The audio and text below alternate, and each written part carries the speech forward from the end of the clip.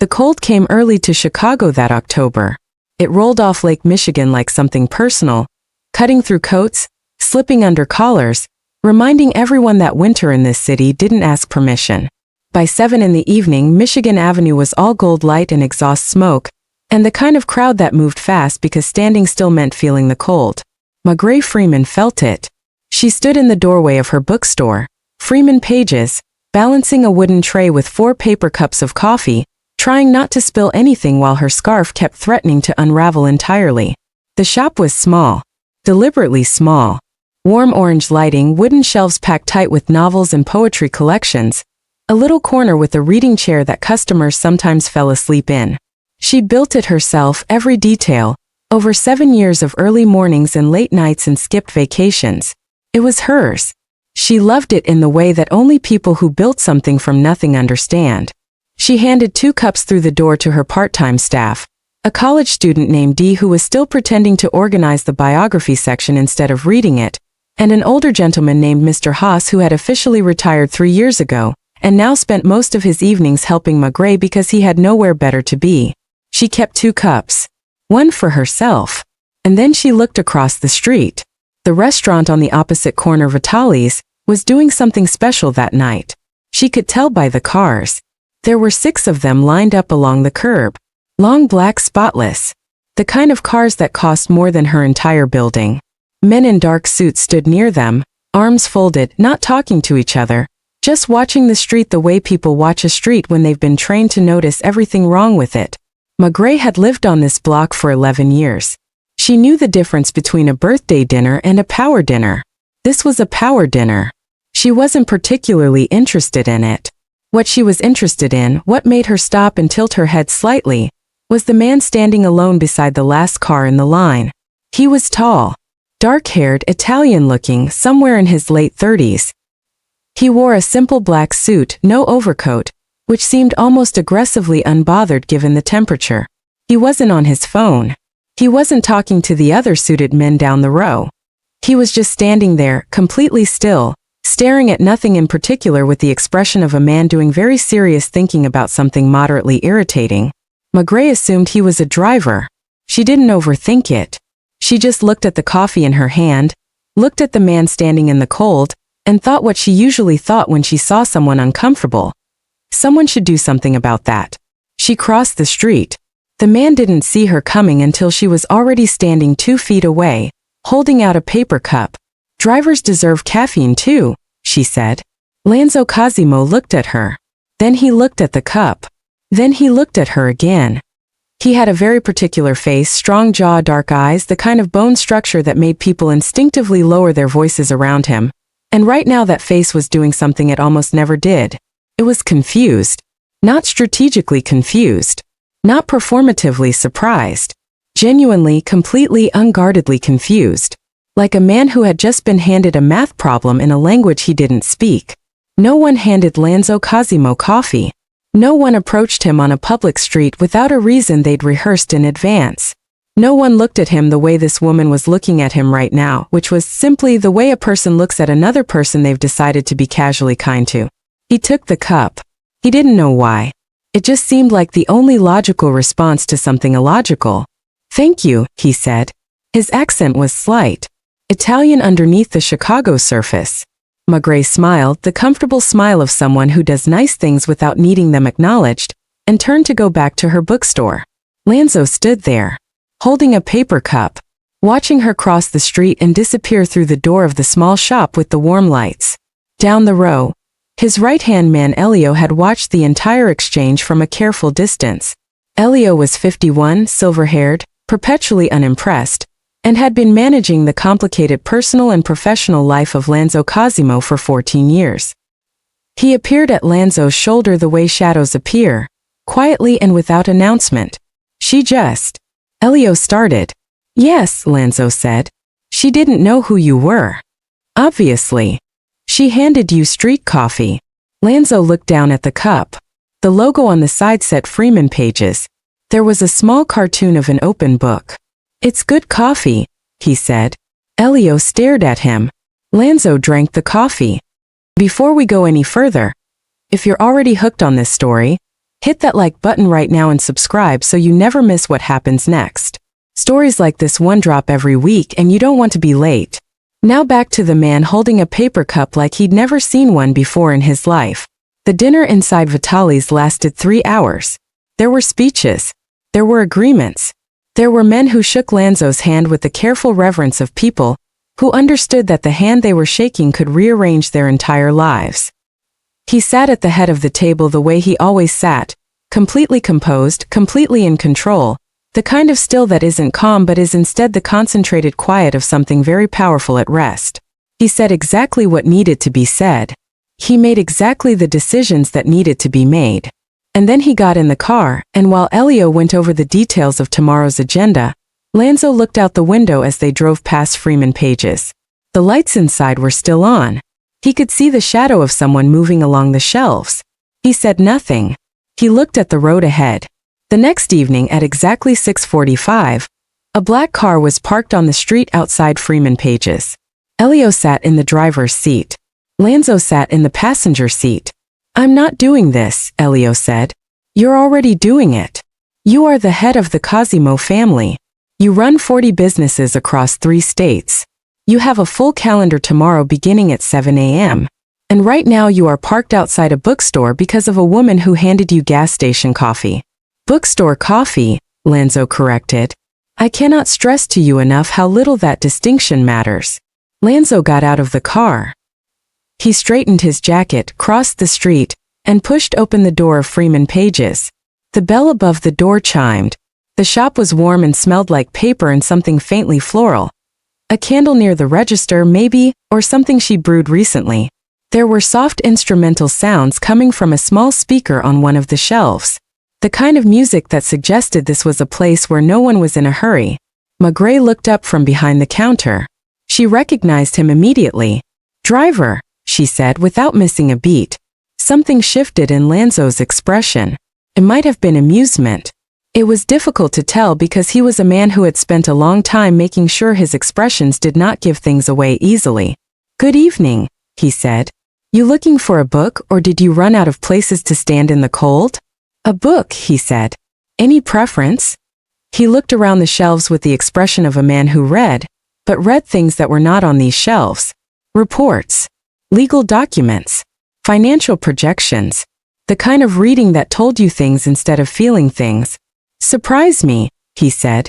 Magret looked at him for a moment. People who said surprise me in a bookstore either had very open minds or were performing having an open mind. She'd learned to tell the difference quickly.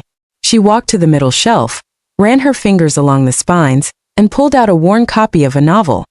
A mid-century Italian story about a Sicilian man who inherits his father's vineyard and spends the whole book arguing with everyone he loves about what to do with it. She handed it to him. He looked at the cover. Something crossed his face that he didn't explain. "Fitting," he said quietly. "You know it. My father had a copy. He bought it." He also bought a coffee from the small machine near the register. The shop sold simple ones, nothing complicated, and he stood at the counter for a while longer than a person buying a book usually stands. Magret let him. She had a good instinct for people who needed to not be rushed. They talked about nothing important. She asked if he worked nights often. He said often enough. She said she envied people whose jobs gave them long stretches of doing nothing. He said the doing nothing was more complicated than it looked. She laughed at that, and it was a real laugh, the kind that didn't perform itself. When he left, she watched him cross the street and get into a car she now realized was extremely expensive. She narrowed her eyes slightly. Fancy car, she thought. Very fancy car for a driver. She filed it away and forgot it immediately because she had inventory to finish. He came back 2 days later. Then again 3 days after that. By the second week, Dee had noticed and was visibly dying of curiosity. Mr. Haas, who noticed everything and said nothing unless it was useful, simply made a second cup of coffee without being asked every time the bell above the door rang after 6. Lanzo had become, in the strange economy of the shop's small world, a regular. He and Magret talk the way people talk when they are feeling each other out, circling the interesting parts, occasionally landing on something real, retreating back into the safe middle when it got too honest. They talked about books, naturally, because she would not let a conversation go too far without looping back to something she'd read. He was smarter about it than she expected. He had opinions that weren't soft. He disagreed with her about the Sicilian novel, and explained why with a precision that made her stop mid-response and look at him differently. "You've read a lot," she said. "I have a lot of evenings," he said. "That surprises me." "Why?" She thought about it. "You seem like someone whose life is very loud." He was quiet for a moment. "It is." She looked at him. "But the reading is separate," he said. "The reading is mine." She understood that completely. They talked about music after that.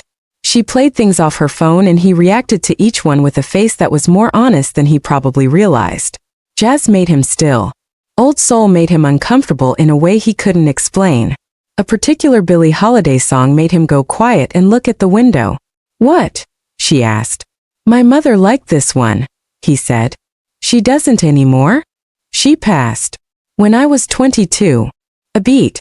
"I'm sorry," Magret said and meant it. "It was a long time ago," he said.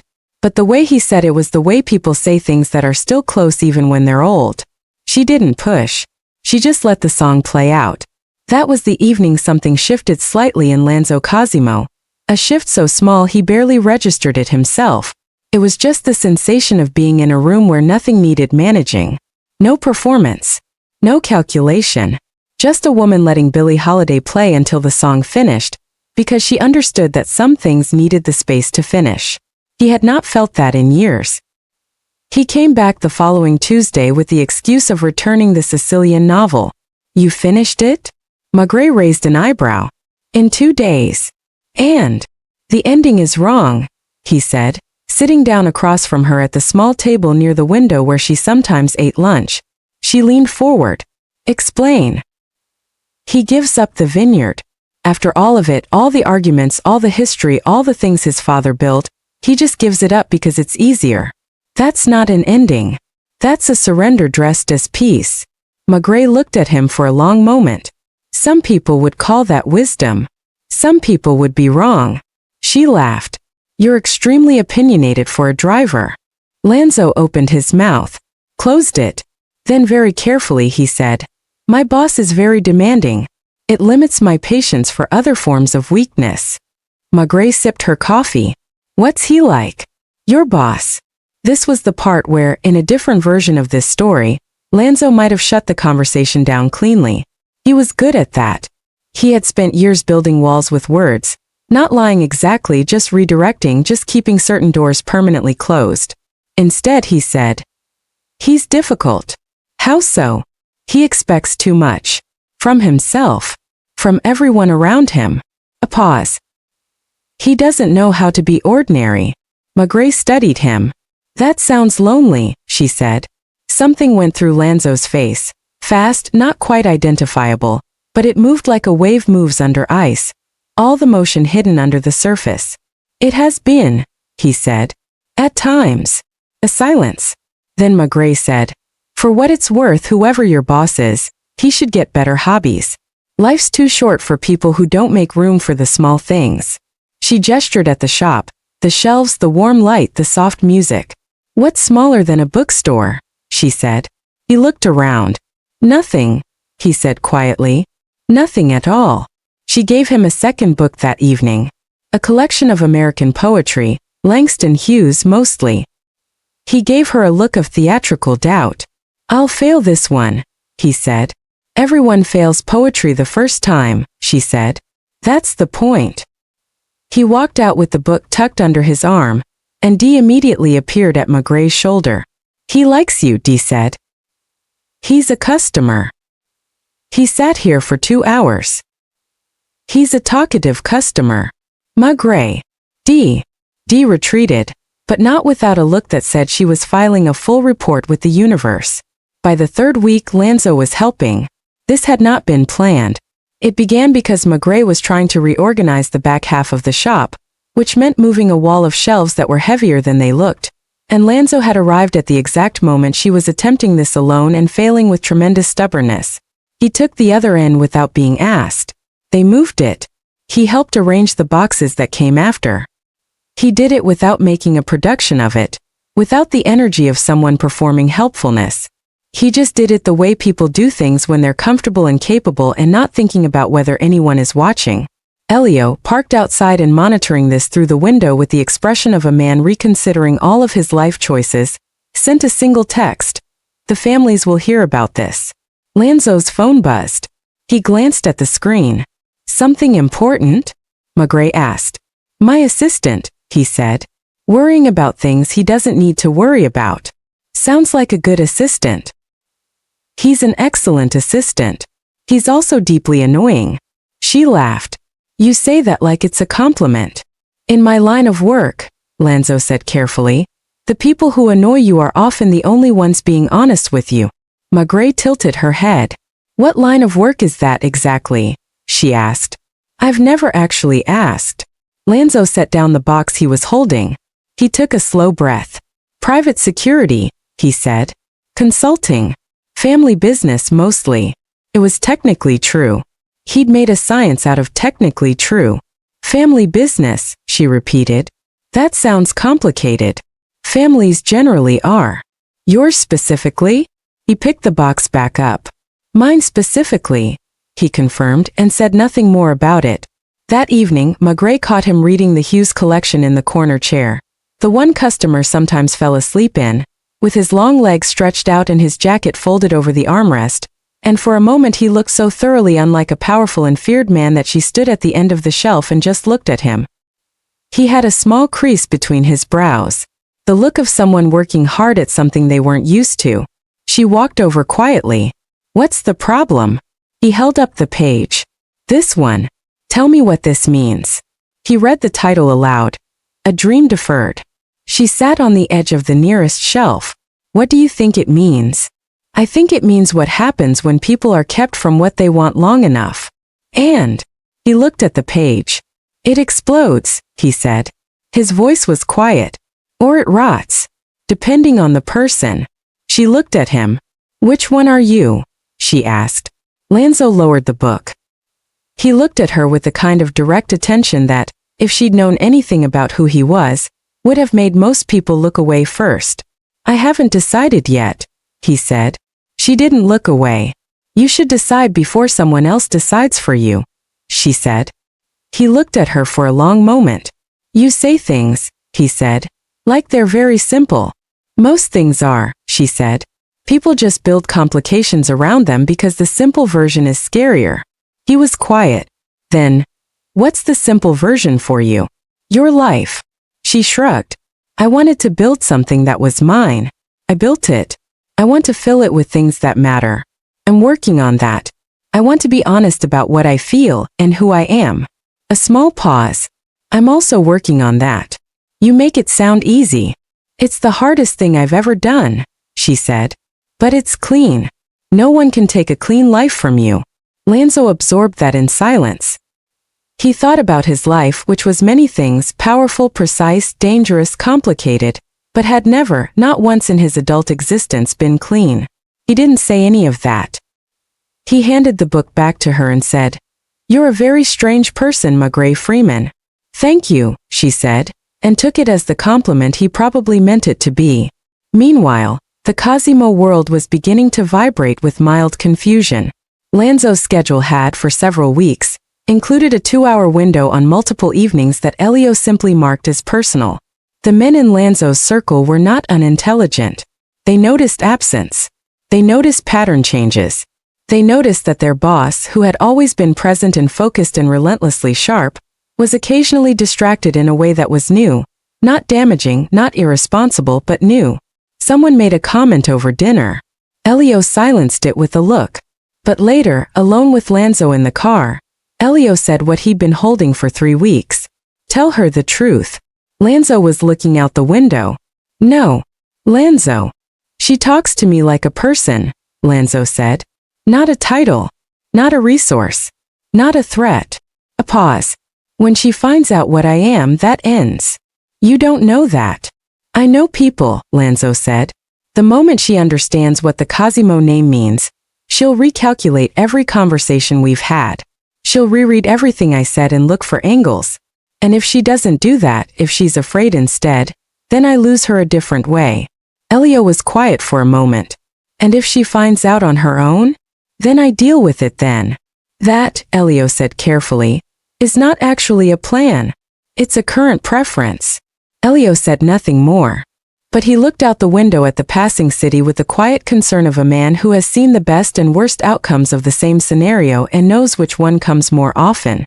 In the bookstore, in parallel, Magret was having her own version of this conversation. With herself mostly. And occasionally with Dee, who had fully abandoned any pretense of professional neutrality on the subject. He's not a driver, Dee said for approximately the fourth time. He works with drivers, Magret said. That car costs more than my student loans and my student loans are catastrophic. Rich people's drivers drive nice cars too. He has a look, Dee said. What look? The look. The one where he's scanning the room when he thinks you're not watching. Like he's assessing exits. Magret paused. He mentioned security consulting, she said. Magret. I'm 20 years old and I've watched every crime documentary on Netflix. That man is not consulting. You don't know anything. I know you talk to him differently than you talk to everyone else. Magret said nothing. Because that was true and she didn't have a comfortable response to it. She talked to Lanzo the way she talked to people who were worth fighting with, people whose opinions she cared about enough to argue against, people she was interested in understanding rather than just knowing. She'd had conversations with him that looped through books and family and music, and the particular loneliness of having standards and the particular difficulty of being known rather than admired. He was interesting.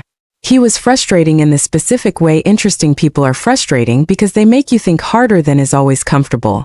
And he looked at her sometimes, not constantly, not obtrusively, but sometimes in the middle of her saying something he would go very still and just look like he was trying to commit the moment to memory. It made her stomach do something she was choosing not to examine too closely. One evening she caught him doing it again. She was reaching up to reorganize the top shelf, the poetry section, which was chronically messy, and she turned around to find him watching her from across the room with an expression she could only describe as intent. You're staring, she said. He didn't even pretend otherwise. I know. That's interesting for a man who claims to be unreadable. I don't claim to be unreadable, he said. I claim to be controlled. There's a difference. And right now you're being uncontrolled, he admitted. Magret laughed. She laughed before she meant to, before she had the chance to arrange her face into something more neutral, and then she was laughing genuinely and his face did something she'd never seen it do. It opened. Just briefly. The way a window opens in a warm room when someone forgets it's winter. You blush, she said. I don't, he said immediately. You are doing it right now. Italians don't blush. This one does, apparently.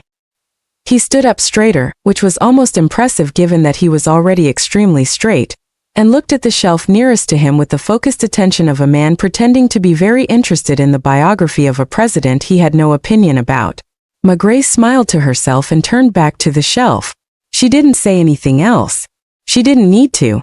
The next day, Lanzo arrived at the bookstore with a small box from a bakery 2 blocks away. Cornetti, the Italian pastry, filled with pistachio cream, wrapped in paper that was still warm. He set them on the counter without explanation. Magret looked at the box, looked at him and said, What are these for? You fed me, he said simply. I gave you gas station coffee 3 weeks ago. It was bookstore coffee and it started everything. This is reciprocal. She opened the box. She tried one. She looked at him with an expression he filed away as carefully as a man saves a document he doesn't want to lose. These are insane, she said. I know. Where did you get them? My family's bakery. Your family has a bakery? My family has many things, he said, and something in the way he said it was almost a warning, quiet and unintended and immediately covered over. But the bakery is the good part. She ate a second one. He watched her eat it with the quiet satisfaction of a man who has figured out how to be useful in a world that doesn't usually give him that option. Your family sounds complicated, she said. Endlessly, he said. But you love them. He didn't hesitate. Without question. She looked at him. See, she said. That. Right there. That's the real version of you. He went still. What do you mean? You do this thing, she said, gesturing vaguely at all of him. where you're very precise and controlled and you pick your words like you're defusing something.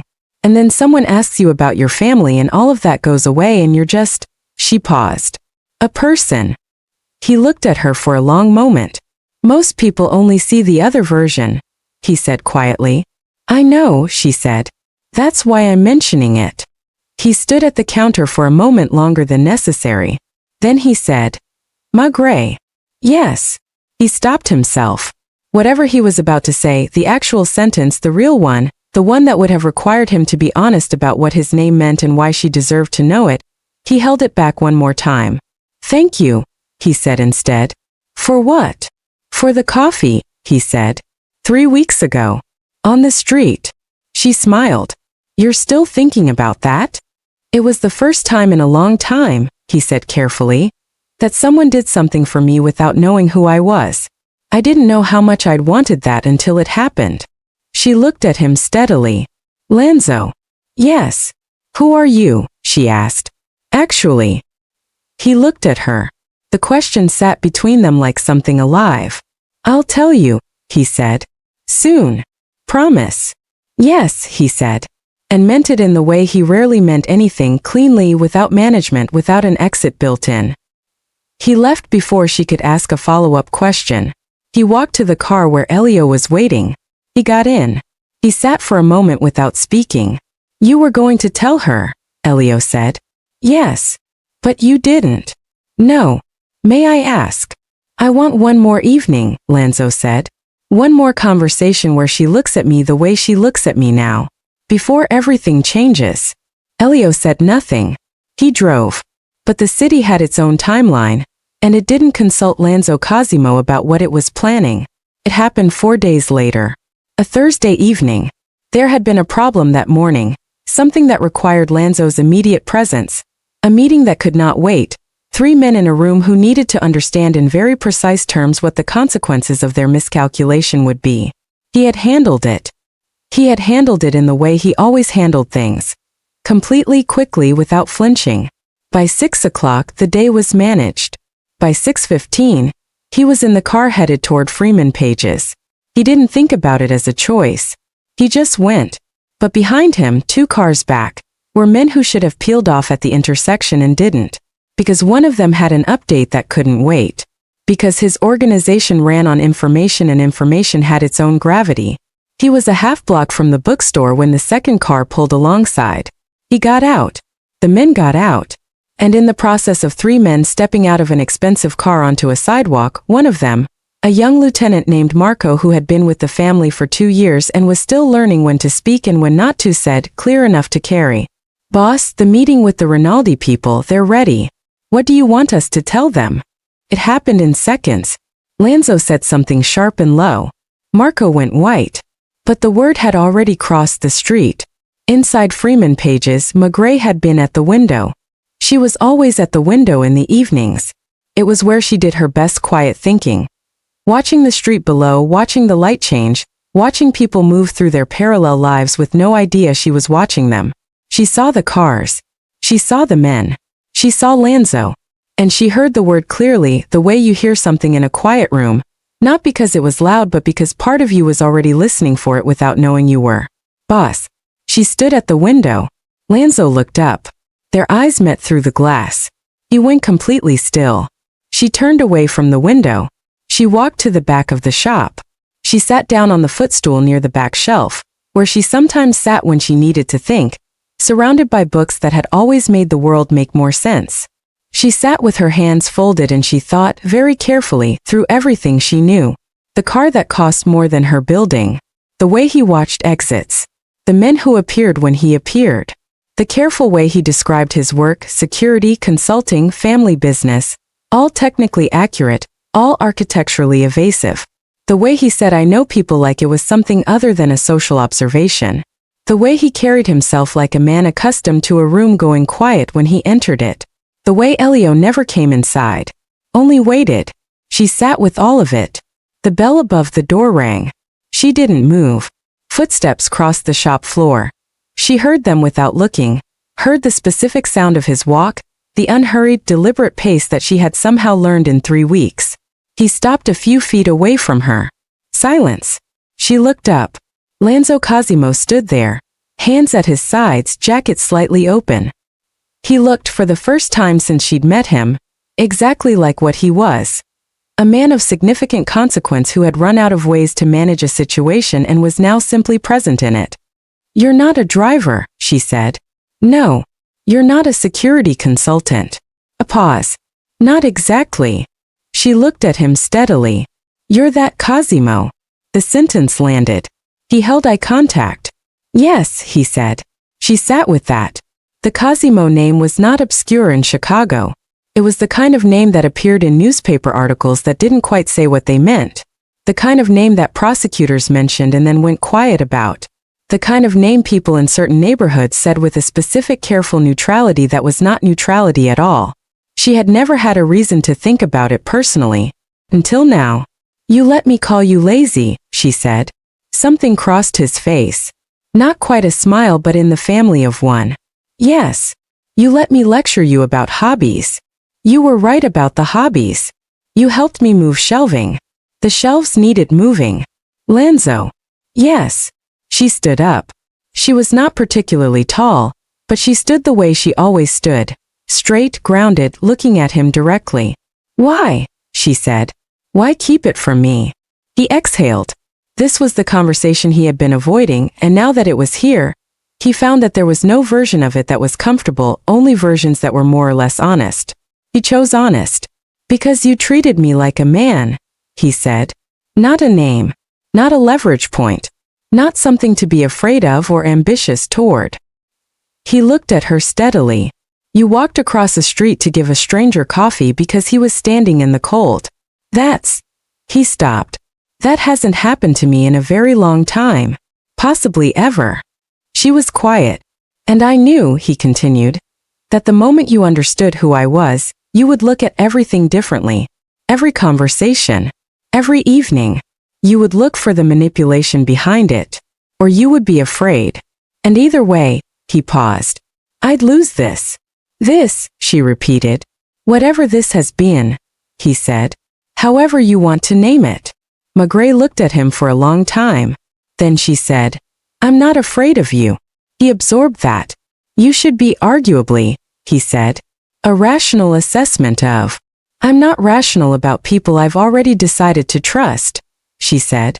"And I don't take that back just because the circumstances became more complicated." He was quiet. "But I'm angry," she said. "Yes. Not because of what you are." She was precise about this, choosing the words clearly. "Because you didn't trust me to handle it." Lanzo looked at her. "I didn't trust myself," he said. "With how you'd respond." A silence. "That's the most honest thing you've said to me," she said. "I know. It's a little late. I know that too." She turned and walked toward the window. She stood looking out at the street, the black cars, the suited men at a careful distance, the city moving around, all of it indifferently. "What happens now?" she asked. Not accusatory. Just asking. "I'd like to still come here," he said. "With everything visible. No more managed truths." She said nothing. "I would tell you what I can tell you," he said. "I would not ask you to participate in anything you're not comfortable with. I would not endanger this shop or anyone in it." He paused. "I would not pretend to be a driver." Despite herself, she almost smiled. She turned back around. "You're a mafia boss," she said. "Yes. That's not a small thing." "No. And you're not leaving that life." He considered the question with genuine honesty, not the diplomatic honesty that avoids hard truths but the direct kind. "No," he said. "Not at this time. The responsibilities are, I won't explain them away. They're real and they're mine." She looked at him. "Then what are you asking me for?" she said. "Realistically." Lanzo stepped closer, not too close but close enough that this was clearly a deliberate choice. "I'm asking," he said quietly, "to be seen by someone who isn't calculating what they can get from me. Someone who will talk to me about books and argue about endings, and tell me when I'm being dramatic." He paused. "Someone who will look at my life, all of it, and choose to know me anyway. Not despite the complication. Not pretending it isn't there. But with it in the room." The room was completely quiet. The music had ended at some point. Neither of them had noticed when. And you, she said. What do you bring to that? He thought about it. Complete honesty, he said. Going forward, everything you ask me, I will answer without management. He looked at her steadily. And I would learn to be ordinary in the ways that matter. I'm not good at it. I'll fail at it. But I'd make the effort genuinely. Magret looked at this man, this complicated, powerful, dramatically Italian man who had spent 3 weeks pretending to be a driver so that she would look at him like he was just a person. She thought about the Billie Holiday song. She thought about the way he'd read Hughes in the corner chair with a crease between his brows. She thought about the cornetti, still warm from his family's bakery. She thought about the word boss spoken across the street on a cold October evening, landing in her chest like a key in a lock, not opening a door she was afraid of, but opening one she hadn't known was there. You're ridiculous, she said. He looked at her. Something in his face went careful and hopeful in equal measure, and she had learned enough in 3 weeks to read the difference between his controlled face and his real face. This was his real face. That's not a no, he said. You're dramatic, she said. And confusing. And you've been lying by omission for 3 weeks, which I'm going to be annoyed about for at least 1 more week minimum. Understood. And you're... She gestured at all of him, at the implication of all of him, at the suits outside and the name that meant things in certain rooms of this city. Weirdly charming, he offered. She stared at him. I was going to say complicated, she said. That too, he agreed. She shook her head. You know what I keep thinking about, she said. Tell me. You were standing outside in the cold for over an hour. During a dinner celebrating something I don't want to know too much about. Surrounded by people who probably would have given you anything you asked for. She looked at him. And you were the loneliest person on the street. He said nothing. Because she was right and he had no management for the truth said out loud by someone who had been paying attention. I'm not afraid of who you are, Magret said quietly. And I'm not asking you to be someone else. I've never wanted a fantasy version of a person. She held his gaze. I want the real one. Lanzo Cosimo, head of the Cosimo family, feared in 3 states, a man who had spent 2 decades being a title before he was a person, stood in the warm light of a small bookstore on a cold October evening, and for the first time in longer than he could properly calculate, felt something he recognized from much earlier in his life. The specific relief of being known. The real one, he said, is deeply imperfect. I noticed, she said. He argues about books. That's fine.